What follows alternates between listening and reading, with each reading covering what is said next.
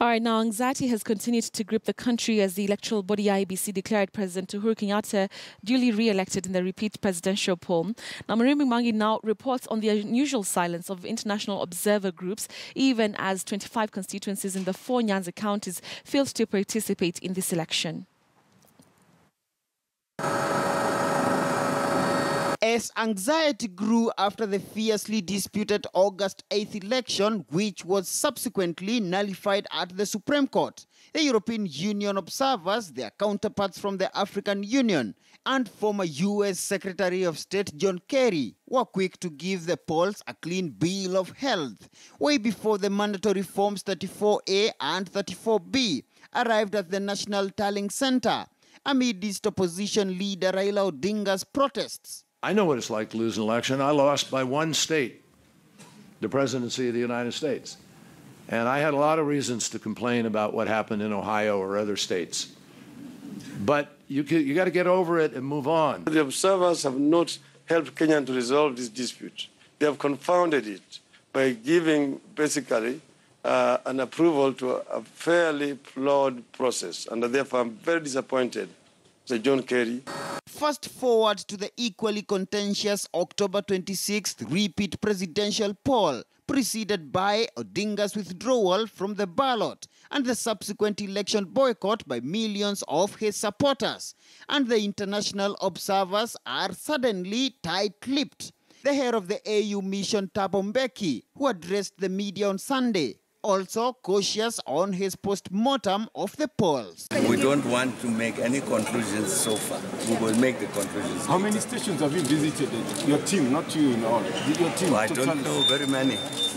We had a team of observers in 18 counties.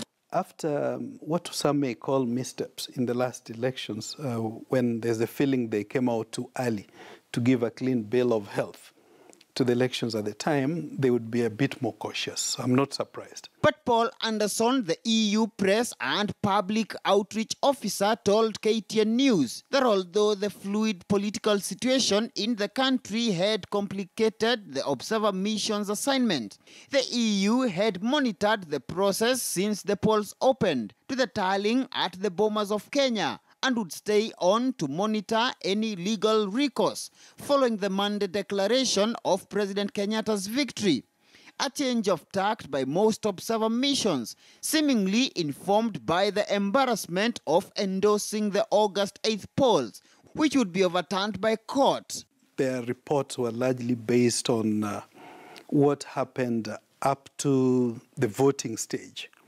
I wouldn't fault them. It's like they kind of believed, because everything looked so okay up to the voting and tallying time, they would have had no reason to doubt or suspect anything fishy would happen. You said you endorsed the fraud process. Yes. You're accused of endorsing a fraud process. No, the observers, the international observers, made some observations. That includes the domestic ILOC made the same observation. And you would have seen, if you read the decision of the Supreme Court of Appeal, Supreme Court of Appeal agrees with us in terms of what we had observed. Odinga is due to issue a major statement on Tuesday regarding his next move, leaving Kenyans guessing the observer mission's verdict of the repeat poll, which failed to take place in 25 constituencies within the 4 Nyanza counties. Thank you, sir. You're live on air. Even as Odinga and President Kenyatta's deputy William Ruto tactfully turned to international media to sell what has been widely viewed as headline narratives regarding the October 26th poll to the international